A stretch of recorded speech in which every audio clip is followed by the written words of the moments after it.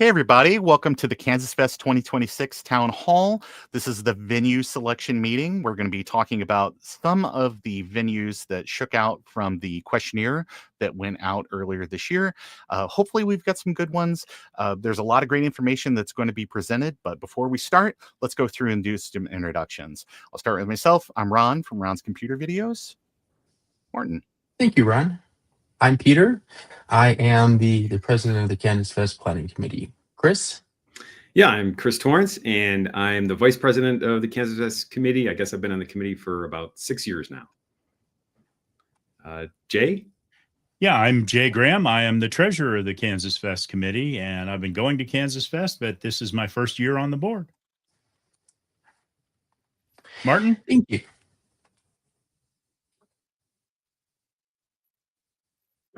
Hi everyone, I'm Martin Doherty. I've been coming to KansasFest since 2018. Been on the board since 2023. Great. Something I would like to say is while YouTube does have chat, questions that will be part of the Q&A session at the end of this town hall need to be submitted over on Discord. So if you go over to the KFest 2026 venue selection channel, you can get your questions entered there, and I will be passing them over for display at the end of the segment. And with that said, I'll throw to Peter, who will get our meeting started. This is our third town hall meeting. This is part of our ongoing effort to increase communication and transparency. As part of this meeting, we're focusing on venue selection for KansasFest 2026. We have 3 solid venues to present and discuss, and then we'll follow that up with a voting process. I'm going to switch over to my slides. There we go. Everything you need is on our website under venue-search. So that includes the slides from today, the link to eventually vote, as well as supporting material, links to Discord, maps to the specific venues we're talking about. We also have the recordings from our past venues. Most recently, we completed a venue selection survey. We identified quite a few venues across the country as well as in Canada. I was happy to see that there were so many good choices for KansasFest, and it's tough to narrow that down. The 3 choices that we've narrowed down today are based on the feedback that we got from that venue selection survey. The feedback we got was to focus on the Midwest US. Yes, there are many other good venues across the country, but the Midwest represents, I think, a good compromise for many people who are potentially traveling from across the country. The criteria that we're talking about today are based on the priorities that we heard during the venue selection survey. The entire results of that survey are, again, on this venue search website. Feel free to take a look at that. So today, we will give you an overview of 3 strong candidate venues. We will also open this up to discussion and a vote. So we'll have a vote that will last a week. The vote will open today at the end of this meeting, continue for an entire week. At the end of the vote, a few days after the end of the vote, so we're aiming for November 26th, the day just before Thanksgiving, we'll publish the results of that vote. I'll talk more about the voting process later. And then we will pursue contracts with the leading venue, and we'll announce when the venue is signed, as well as announce our final dates. Right now, we're targeting July 13th for KansasFest, or the week of July 13th for KansasFest 2026. July 20th is a backup option depending on venue availability. We're in discussions with all these venues. We have contacts there. We understand their availability, but depending on the venue that we end up choosing, there may be a preference for 1 week versus the other.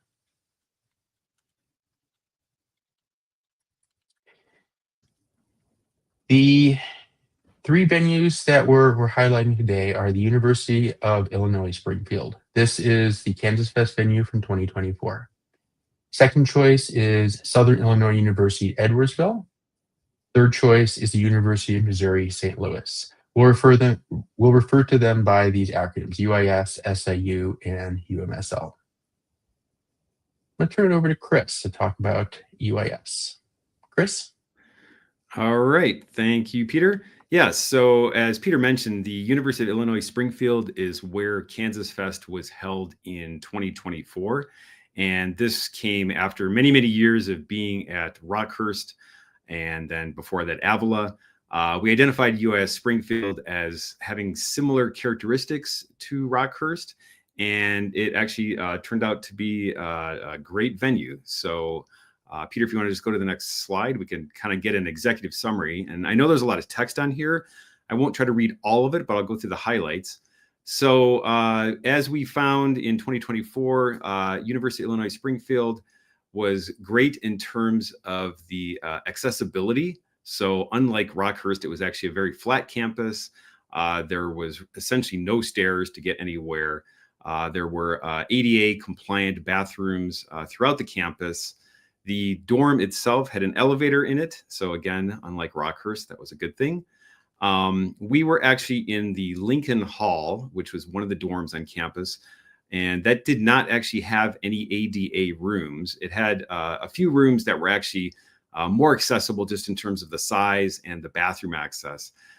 It's possible that in 2026, we would actually potentially be in Founders Hall, which is the dorm right next to Lincoln Hall. And that one does have some ADA compliant rooms. And then finally, in terms of inclusivity, the campus itself, as well as the city of Springfield and the state of Illinois, all have initiatives and laws that protect people and include lots of protections for safety and inclusion. So the dining options. So if many of you may, some of you may have gone to KansasFest in 2024. So the cafeteria was open for breakfast and lunch. And then what we did as a committee is we provided the dinners. And these were typically catered in from a variety of places, including places like Qdoba. And then, as usual, we went out one evening for dinner on the town. Unlike other years, the people who went to KansasFest had to actually pay for breakfast and lunch. So those meals were not included in the registration price. And as we'll see later, this is actually true for all three venues that we're going to see tonight. So, this has the disadvantage that you don't get to, have all your meals included, but it actually has the advantage that you only pay for what you eat. So we've had reports in the past where people didn't really want to pay for the meals as part of registration because maybe they didn't eat breakfast. And this was definitely, you just paid for whatever you wanted to for breakfast and lunch. As far as the event space, there's some pictures on the next slide, which I'll show in a minute, but there was a very large presentation room, which is actually where the entire event was held. We had some initial issues with the sound and audio, but we got those straightened out. And it turned out to be a great location for the actual conference space itself. For the dorm rooms, I already talked about them a little bit. There are typically two rooms that are connected with a bathroom in between, and the other two venues that we're going to talk about today are essentially the same way.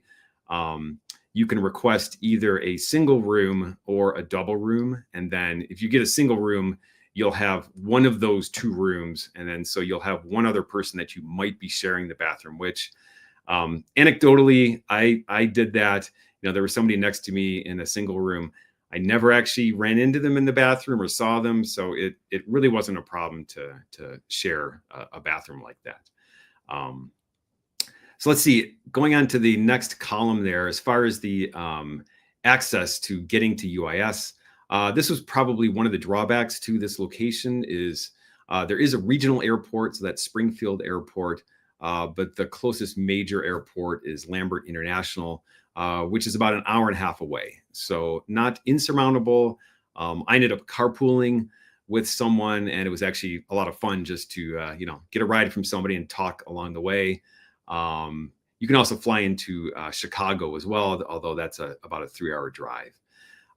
There is access via Amtrak. So there's an Amtrak station in Springfield, and actually just to experience it, I actually took Amtrak back from Springfield, I took it back to the Lambert Airport's STL St. Louis Airport just for fun. So I took the Amtrak back, and it was fine. It took a little bit longer than driving, of course, but that's an option as well.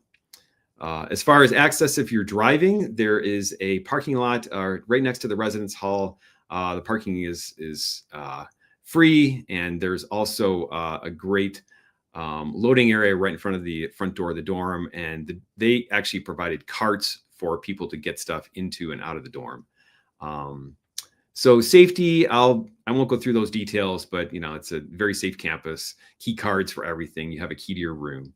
And then finally, for the registration fee, so kind of full disclosure in terms of the venues, University of Illinois is definitely the most expensive. So, the rates this for 2026 would be approximately, you can see it there, $580 for a single, $530 for a double. And then if you want to do early arrival, which is on Monday, that would be an extra $70. And then as you see there, that includes parking, the conference, and the meals, 3 to 4 meals. Okay, next slide, Peter. All right, so this is just some pictures of what the space looks like. So this is kind of the Great Hall or the conference room. All those 3 pictures around the clockwise area are all the same room. So you can see there's the whole group in the back. There's Peter at the front of the room presenting on something. And you can see that's actually when we were still doing the garage giveaway at the beginning. So we had the garage giveaway in the main room. And then what we did is we just pushed all those tables off to the side, which actually worked out really well, because then while people could go to the talks, they could also just browse the garage giveaway stuff for the entire week. And we didn't have to kind of shove it all out into a separate room or anything like that. So that worked out well.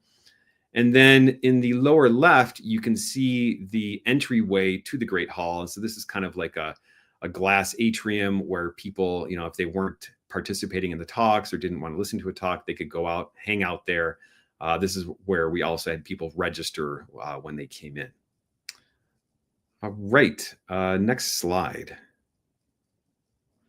Okay, so the upper left picture is the cafeteria, and it's a little hard to tell it was hard to get a picture of the entire cafeteria, but it was basically a bunch of stations. So there was kind of like a burrito station and a breakfast bar station and a sandwich station. And then, of course you had like your soda machines and et cetera. And you would just go pick up whatever food you wanted from these various places and then pay for it as you checked out. And then that's my messy dorm room there at the bottom. So I'm sure if you got a room there, the bed would actually be made, but clearly I did not make my bed. And so there's 2 beds in there, but this is actually a single. I mean, it's not a single room, but if you pay for a single, you will not have someone in the room with you. There just will be an extra bed that you can dump all your stuff on. And then you can see in the right-hand side are a couple schematics. So the top one is what a standard room would look like with the 2 doubles and then the bathroom kind of between them. And then, like I said, the Founders Hall actually has a few ADA compliant rooms. And so that's just a schematic at the bottom. Okay, next slide. So just a real quick campus map there. The red arrow on the left shows where the parking lot is. And then just down the sidewalk is the actual dorm. So that's about maybe a 1 minute walk at the most. And then the third arrow points to the dining hall. And so that's about a 5-minute walk. And again, it's flat, no stairs. All right. I think yep. Okay. There's the regional map. And so you can see the upper right is Springfield. The lower left is where the St. Louis Lambert Airport is. And as you can see, it's about an 1.5-hour drive. And it's all major highways, and it's pretty speedy. Okay. All right, so summary for UIS, or University of Illinois. It worked well for KansasFest 2024. We were happy overall. There was some minor hiccups, maybe the audio. Some of the dorm rooms weren't perhaps as super clean as we had hoped, but other than that, I think it worked really well. It was much, much better overall compared to Rockhurst. It is far from a major airport. That's probably the biggest drawback. As well as the cost is higher than the other 2 venues. But on the positive side, it's a brand, nice new campus. The dorms are new, and the multi-purpose room really worked out well. Okay, I think that is it for me. Thanks.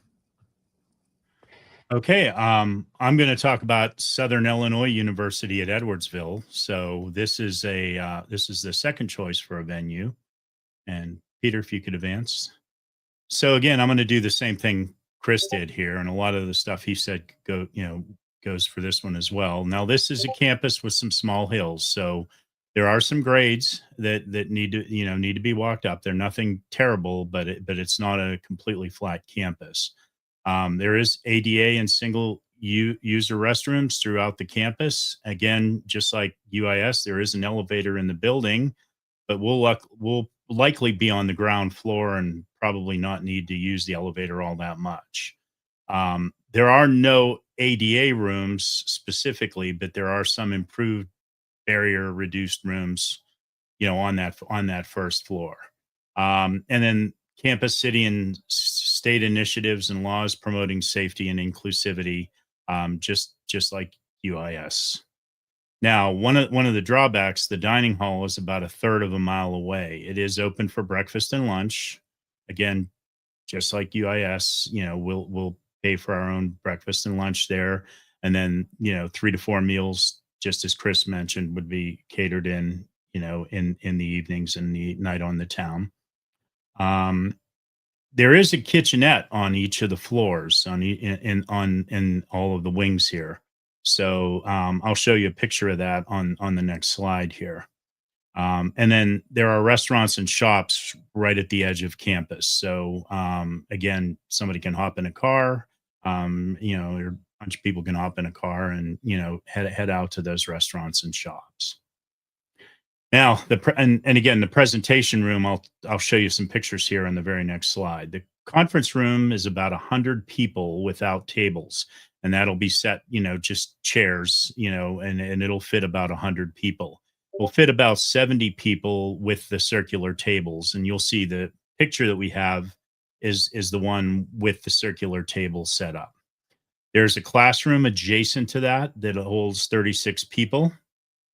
The dorm rooms, it'll be Prairie Hall. It was built in 1998, but has been updated since then several times.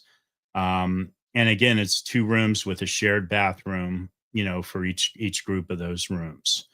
There is a study lounge, which I'll show you a picture of, a kitchen and laundry in the building. As far as airport access, it is closer than UIS. It's about a 30 to 40 minute drive from Lambert, depending on the traffic. There is public transportation, public buses. On-site parking is a yes, and that's a surface lot next to the residence hall. And again, I'll show you that on a satellite image that's coming up here. And as far as safety, again, I'm not going to read through everything there, but it's dedicated floor for rooms, but other groups may be using other floors depending on what's going on at SIU during the summer. So we'll have our own dedicated floor, but there may be other groups in there on other floors that we may have to share with. But we will have dedicated conference space. And again, there's controlled access to the building, video surveillance. We'll have exclusive use of the presentation rooms. Even though there are other events going on there.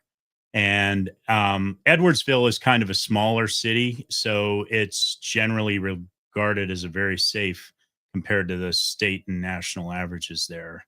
And again, the cost is $450 single, $400 double, $40 early arrival, and that does include parking in the conference and the catered meals that we have. And it does have Wi-Fi. So next, Peter. So these are the pictures. The center picture is that conference room that seats 100 chair style, or 70 with the tables set up like this. If you look at the double door in the upper left corner of that picture, that is the same double door in the lower right that opens up to the 36 seat classroom. And then out that single door in the front of that 38 seat class or 36C classroom, if you walk out there and around the bend, you'll see a little area that's in the lower left that has a piano and some tables and chairs, kind of a social gathering area. Then the picture in the upper right is the study area that's on each floor of each dorm wing in there. There's a small little study area where you can study, a whiteboard, some tables, power plugs, and so forth. And then the upper left corner is the kitchenette that's on each floor of each of the wings, in the building as well. Next, Peter. As far as the SIUE rooms, when we visited it, we weren't able to take live pictures of the rooms because school was still in session. So we scraped some off of the video that's on the SIUE site. And you see the bathroom there with a walk-in shower and, a toilet. And then the room, is down below where it has the desks and the elevated beds and storage, under the beds. The schematics of the rooms are on the right, with the distances in there, and that's the single room and the double rooms, and how they're laid out. You'll notice that there's a closet space in both of them, where small closet space where you can store stuff as well. Next, Peter. And this is the campus map. You'll see the dining is about a third of a mile away from the rooms in the conference, and the parking is right off to the left there. And again, we have a satellite image coming up that'll kind of show you what the parking lot looks like. Next slide. And there it is. One building with all of the wings is the hall, Prairie Hall. The parking lot is off to the left there, and there's another big parking lot up north, but we'll have access to the parking lot off to the left. Next. And there's the regional map, about a 30 to 40 minute drive from Lambert. And the summary slide it is definitely the lowest cost. It is older facilities. It was built in the late 1990s, but a lot of it has been upgraded since then. One of the drawbacks I would think here is the 600-yard walk to the food court, and the cafeteria. Another thing is that this represents a new venue for KansasFest. So all of the bugs that we worked out the first year at UIS, we may have them again here, at Edwardsville. But again, they're, from what I understand, I didn't attend it in 2024. They weren't that bad, and I don't think they'll be that bad here. It's just that it does represent a new venue, and we'll run into some of the same things that we probably ran into at UIS. And again, it is a lot closer to the airport. Is not the closest, but it is a lot closer with the 30 to 40 minute drive from the airport. Next. And I will turn it over to Martin, and Martin will talk about UMSL. Okay, thanks, Jay. So University of Missouri St. Louis, UMSL, apparently known by the locals as UMSL, pretty commonly. Let's move on to the next slide, please, Peter. Okay, so the summary of information for UMSL. So the campus is not flat. There are some grades. There are some small hills. But one aspect of this location is that the transport and transit options are pretty comprehensive. So there is in fact a Metrolink, a public transport facility that runs around St. Louis, and it runs through the campus. There are multiple metro stations on the UMSL campus. So there's very good transport options internally across the campus. Now, for this location, we'll see on the map the dining location, the conference location, and the rooms are all in separate disconnected buildings, and the gap between those buildings is relatively high compared to the other locations. There's the conference space is the largest by far of any of them. It's ADA accessible. The dormitory has some ADA facilities, probably just a couple of ADA compliant rooms. And the campus and the city have laws promoting safety and inclusivity. The state itself is not that great in this area. So Missouri is one of those states that can be classified by some lights as a high-risk area for certain groups because of the state laws. But the city itself of St. Louis is apparently quite is regarded as a safe place. That said, it is a big, diverse American city, right? You're not out in a cornfield like you are at UIS. You're not physically separated from the city. UMSL is right in there, and that's got pluses and minuses, right? You can walk to a bunch of restaurants. You cannot do that at UIS, and I doubt that's an option at SIUE. Okay, so for the campus dining, there's a dining hall open for breakfast and lunch. All three of these locations have very similar amenity in that regard. It is more than a mile away from the dorm. Just as with the other locations, we expect that we'll be catering some of the meals in our own facility, probably in the dorm, and there will be a few meals where people can just make for themselves. And speaking of making food, there actually is a fully equipped kitchen in the residence hall. And as I mentioned earlier, it's not a long walk to major roads with lots of restaurants. Okay, so for the event spaces, there's a relatively very large conference area, which would be the presentation room and the general purpose space. Again, as I mentioned, it is physically separate, so you do have to travel between these locations. The dorms would be in a residence hall called Oak Hall. It's built in '76, but it's recently renovated, and it does look, from all the photos and videos that we've examined, it does look like a very well kept and well renovated facility. The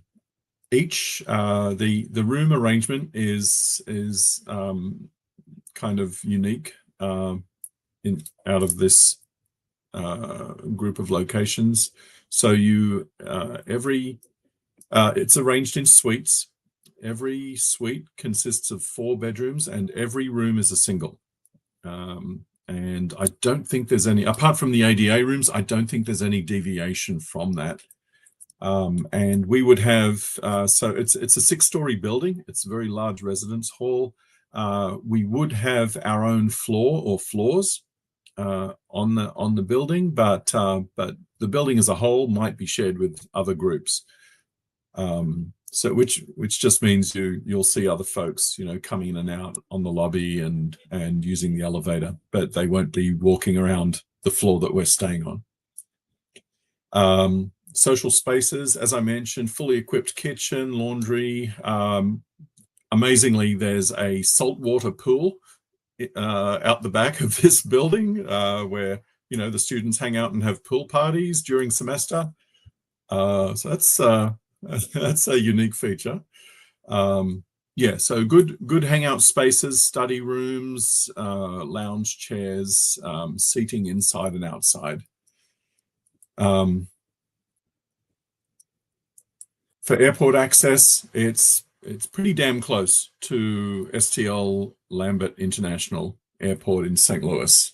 So if you're driving, it's 15 minutes from the airport to the campus.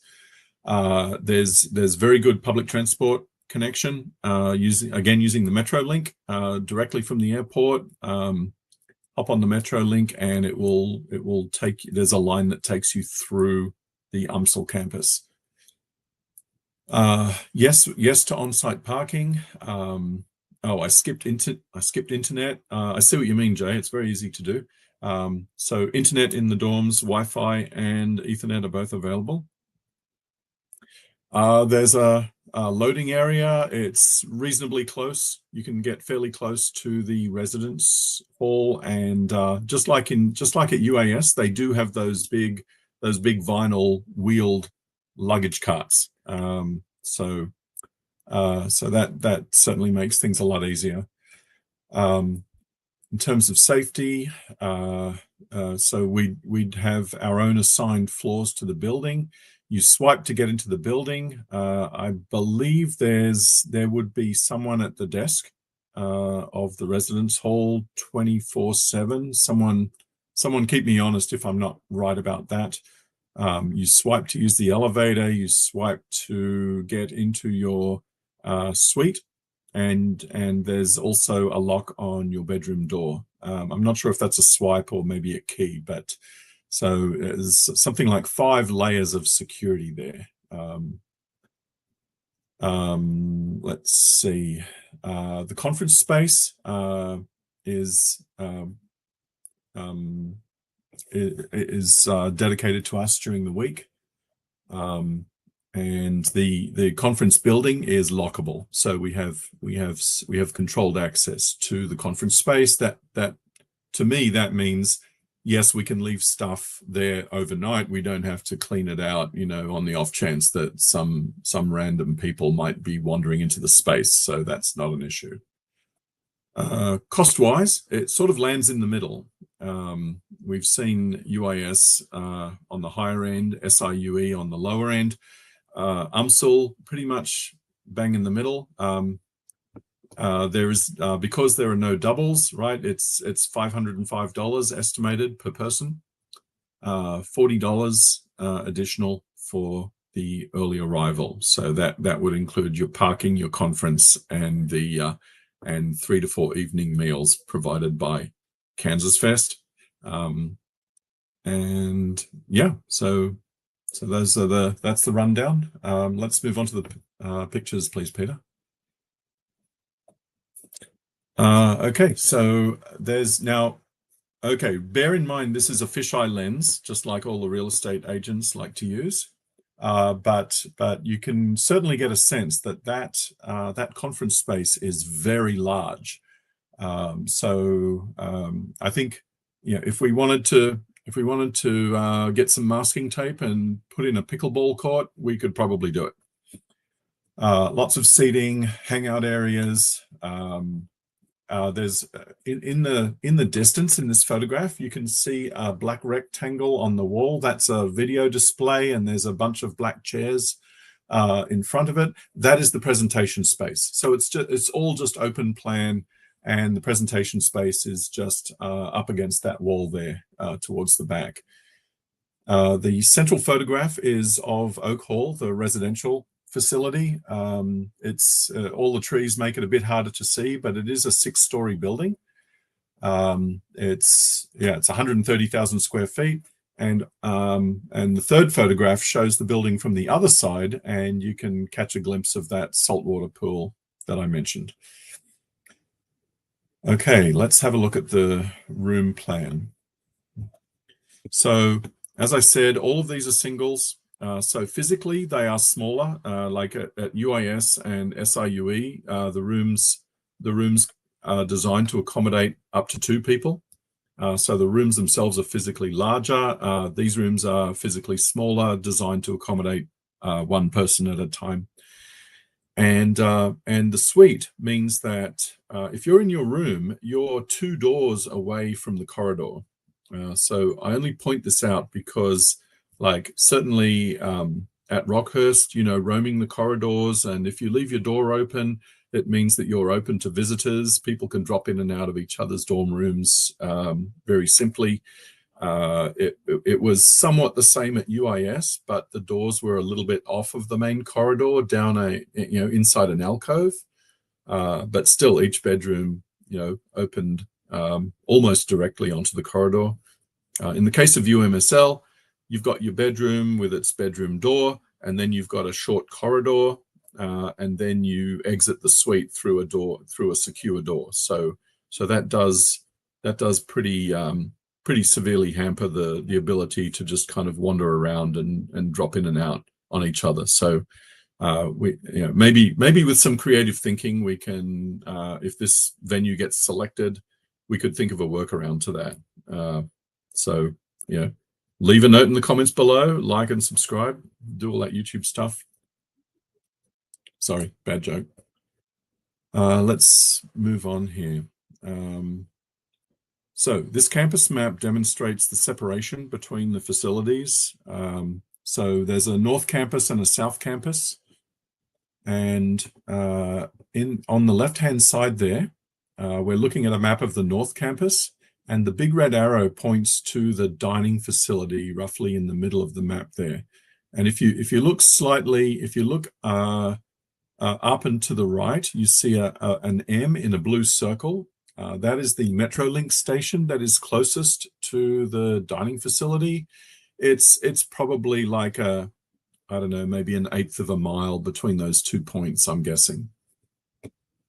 The South Campus is where the dorms and the conference space are. So the conference space is roughly in the middle of the South Campus, and it's, again, probably about perhaps an eighth of a mile to a Metrolink station. And it is a quarter of a mile from the dorm. So you can see where the dorm building is. It's a little orange kind of 3-sided square. And adjacent to that is the parking lot. So yeah, physical separation between the places. If you want to walk from the dorm to the dining hall, it's more than a mile. About half an hour walk. You can walk to the Metrolink and then take the Metrolink one stop. It'll still take you the most of 20 minutes. And of course, a lot of folks will have cars and will probably be using their cars to shuttle back and forth between the locations as they choose. There's I think also on this one you can see, I believe it's the Natural Bridge Road. I may be off on this, but you can see Natural Bridge Road running through the top of the South Campus. I think that's a relatively major road with a shopping district, with a bunch of restaurants. I hear it's actually a kind of a somewhat upscale neighborhood with some pretty nice eateries within easy reach. So that's a nice thing about this location. Let's go to the next one, Peter.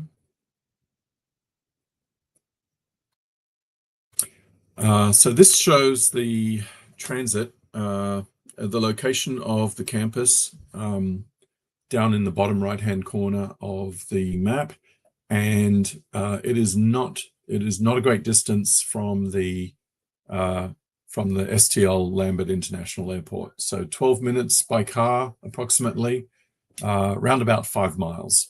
So in an Uber, it would be very simple for people to get back and forth to a major airport just using an Uber or a carpool. It would be easy for someone from the campus, obviously, to jump in their car, run to the airport, and pick up a couple of attendees who are flying in from wherever and don't want to rent a car. There wouldn't be much point there, or they can take the train. Very well connected, very well served in terms of public transport, and that's because it's part of a major city. Okay.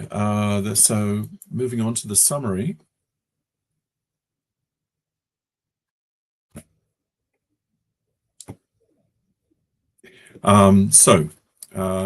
So this is, in terms of location, this does seem to be the most conveniently located. You'd have the most, if you're flying, you'd have the most flight options at better prices from wherever you're coming in from. There is that physical separation between the dorm and the dining and the conference space that we need to contend with and just cope with. The suite layout with the two doorways does make it a little tricky to sort of, just easily socialize with other attendees. I think the answer to that would be get out of your room and go to the common areas, to grab your Apple, grab your discs and plug in one of the study areas rather than expecting that you'll be able to use your room in the same way that we've done in the past in Rockhurst. And the access to big, comfortable study areas is obviously as well much better than it was at Rockhurst. So that kind of works out. It's just like SIUE. It would be a brand new venue to us, untried. So maybe some hiccups or some drawbacks that we're simply unaware of at the moment. You don't know until you run the program, basically.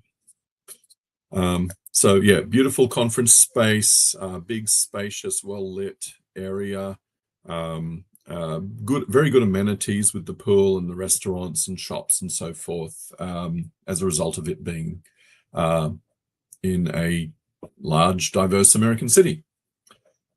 So that wraps up the UMSL presentation. Back to you, Peter. Thank you. There's a lot of information packed in there, and all this information, the slides, are on our website right now. It's at the venue search URL. I will post it in a few places in a moment. The recording of this presentation will also be available. I think we have 3 pretty good choices for venues for 2026. Each of them represent different trade-offs. There are pros and cons to each of them. And I look forward to the discussion, look forward to hearing your thoughts, your consideration. And I encourage you to discuss, ask questions. The committee most closely monitors Discord as well as our groups.io email list. If there's discussions happen elsewhere, we don't respond. It's just because we didn't see it. Feel free to forward that to us or cross-post it, and we'll do our best to answer the questions we know or go back to our campus, our representatives, get more information. We are opening this to a vote. The vote opens today, and it will continue for 1 week. So that's Friday, November 21st. The voting form requires a real name and a valid email address. There's also an opportunity to enter comments in there, but the comments are optional. The vote is by ranked choice, and assuming a venue gets 50% or more of the first choice votes, that's the venue we'll begin the contracting actions with. Given the holiday, it might take a little while before we get the contract signed and everything buttoned up, and then we'll announce the final venue selection, the date shortly following that. Any other questions? Let me open it up to the group right now.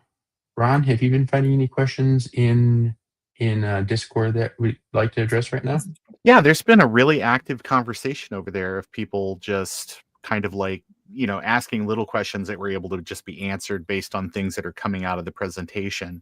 So I would, of course, invite people to make sure that you, because this will be available on replay, to rewatch it. You can fast forward, you can pause on segments, stop on those slides. The slides will be available so that way that people can view them later. But in terms of questions that I moved from Discord over here, we have one from Steve. Is there any option at UIS/SIUE to keep the garage giveaway in a separate room like it was at Rockhurst? And that's Steve Y. Yeah, if I can jump in and take that one. Yeah, Steve, that's an excellent question. So for those of you that maybe didn't go to Rockhurst, There was a separate room that was upstairs, and that's where the garage giveaway was. It was also the lobby for the dorm, and then the talks were all in the basement. At UIS in 2024, everything was in a single room. And so then the question is, well, how did that work? And was it disruptive? And then, for example, this part of Steve's question is, what would we do, say, at SIUE? I guess I would just like to say that at UIS, it was actually, at least in my opinion, it was really nice to have everything in the same room. It really felt like a kind of a gathering space for the entire conference. And, you know, looking back, kind of hindsight, at Rockhurst, we tended to have splinters of, some people were watching the talks, some people were upstairs just hanging out in the lobby, and some people were looking at the garage giveaway stuff. Whereas at UIS in 2024, it really did feel like everybody was in the same space. So you would go to the garage giveaway was on the first day. That happened for 3 to 4 hours. We then moved everything to the side, like all the tables. That took about 15 minutes to do that. It wasn't a big deal. And then we had all the talks in the same room, and we also had the meals. The dinner meals were in the same room as well. It was never a problem to have the garage giveaway in the same room. People, would go and browse like during breaks or in the evening. And then nobody was disrupting the talks. So potentially at SIUE, there could be the possibility of a separate room for the garage giveaway. But even if there is a space for that, we might decide to do it the same way that we did at UIS, and just to, depending on how the space looked and how much room there was. So I would say, even if there was, potential for space there, we might decide to keep it the same way. So anyway, I hope that kind of answered that question. Yeah. Something I'll say is that I know that a lot of people, I have not been attending this event as long as many people in this conversation here, in the chat. I am a newcomer to this community, and I have it in my head what a KansasFest looks like. Having attended events at Rockhurst, having attended UIS, looking at some of these other venues, everybody has their own idea of what that looks like. And I hope that that is what the conversation starts as people start looking at and making considerations on the venues. I hope that people also keep the conversation civil and remember that we are all friends here. I would love to see everybody in person. I hope we can pick something that serves as many people's needs as possible. So think about what a KansasFest looks like to you, and review this conversation, review this presentation, and hopefully that will help inform people as they figure it out. But the thing to remember more than anything else is that whatever we do, there is no tradition like a new tradition. There will be things that will be different, that will be outside of everyone's comfort zone. But when we get together, we're stronger for it. And when we get together, we have a good time. And that certainly paves over little things that might be like, you know what, it's in a different thing, or the layout of something might be a little bit different. There might be other elements that outweigh that. So think about those things. You've got a week to talk and discuss and debate. I know that we're going to get to a decision that's going to be an amazing thing that's going to carry KansasFest into 2026 and beyond. So I want to thank the committee and everybody for all their hard work and effort that they've put into the miles, people going physically, viewing these locations, taking photos, the countless emails that went back and forth with venues to try to get clarification on things, especially when some of these places are they're not even ready to 100% start taking reservations. They're still in there trying to wrap up this semester and things like that. So there's been a lot of challenges. So I really appreciate all the hard work that everyone has done. Yeah, thank you, Ron. You're absolutely right. There's a community effort to find what's best for KansasFest, what's best for the community, what's best for everyone here. I've said before, and I'll say it again, KansasFest is unique because of the people that come together. I think that someone who hasn't been to KansasFest before thinks that we're like a typical professional conference, but it's a different feel, a different need, and I look forward to finding a path forward for that tradition. I hope that the venue we choose for 2026 will be a venue that we keep going to for many years to come. But of course, we reevaluate our needs and the venues every year. Yep. Do we have any other questions out there?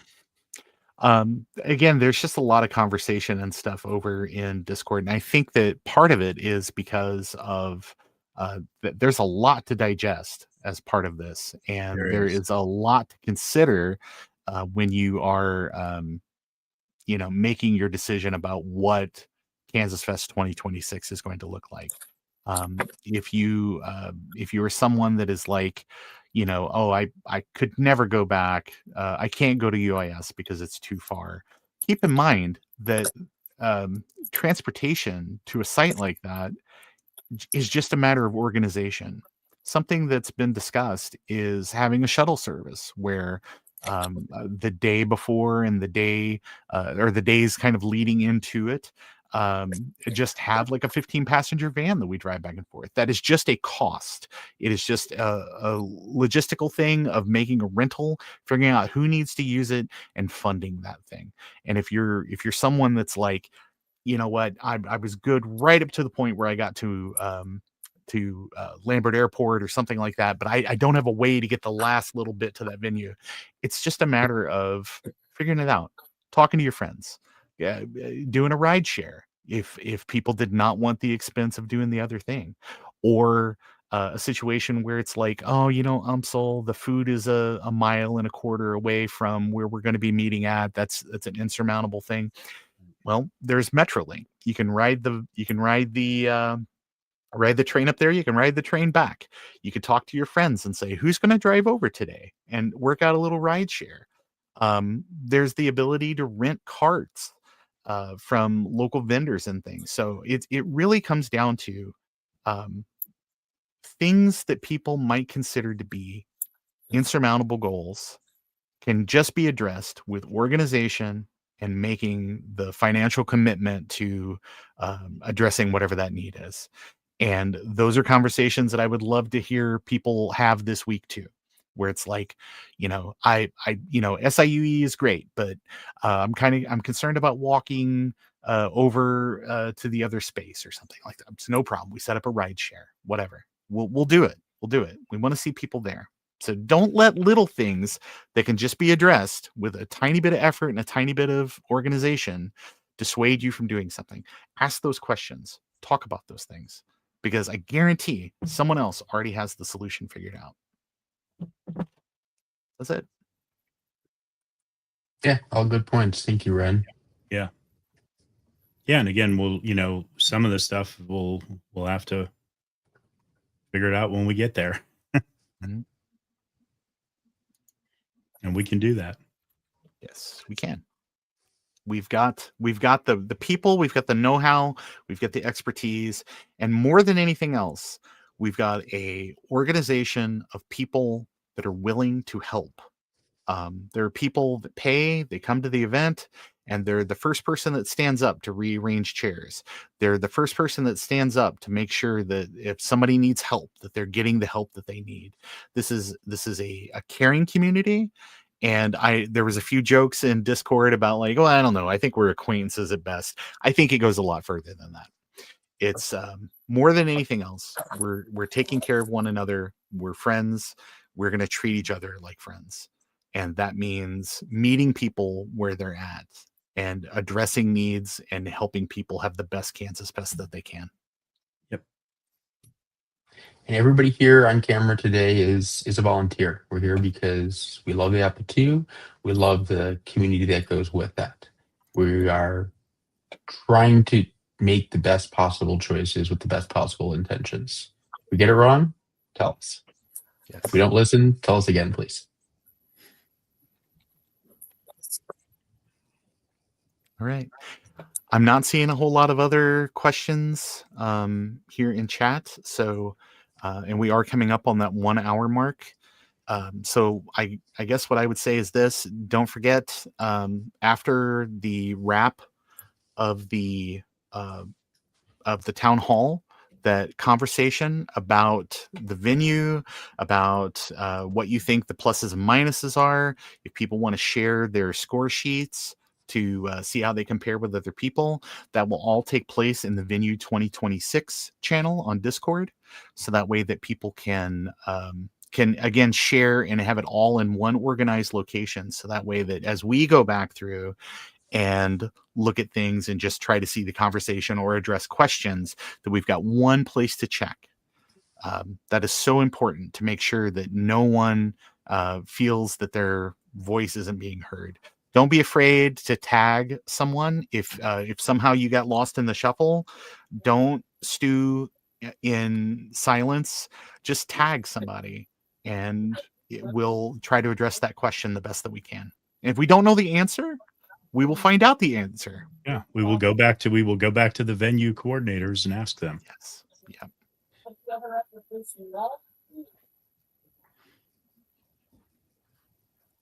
Right then, I think that wraps up for tonight. Thank you again. Yep. Thanks. Appreciate your time. Thanks. Yep. Bye-bye. Get out there and vote. Yes. Get out there and vote. Vote early and vote